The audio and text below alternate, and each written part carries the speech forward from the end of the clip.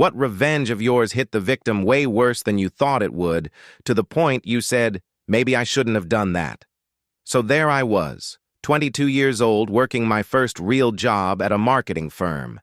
And there was this guy, let's call him Derek, who made my life absolutely miserable. Every meeting, he'd take credit for my ideas. Every presentation, he'd somehow managed to throw me under the bus. Classic office bully, right? But the final straw came during our biggest client pitch of the year.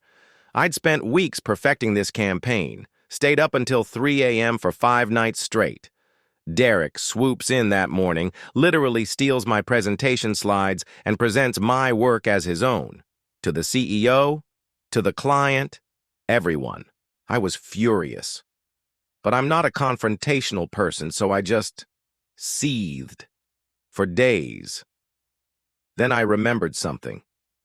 Derek had been bragging about his weekend plans, some fancy dinner date with a woman he'd been trying to impress for months. He'd been going on about how this was the one, how he was finally going to ask her to be his girlfriend. Now, here's where I messed up. I knew Derek's email password because I'd seen him type it in a dozen times. It was his dog's name plus his birth year. Real secure, Derek. So I logged into his account and sent an email. Not to his date, that would have been too obvious. I sent it to his ex-girlfriend, Sarah, pretending to be him. I wrote this long, emotional message about how he missed her, how his new date meant nothing, how he was only using this other woman to make Sarah jealous. I thought it would just create some drama, maybe ruin his romantic evening. A little embarrassment, you know? Eye for an eye. But Sarah? She screenshot that email and posted it on social media. Tagged Derek. Tagged the new girlfriend. The whole thing went viral in our social circle. Turns out the new woman wasn't just some casual date. She was the daughter of our biggest client. The same client from the presentation.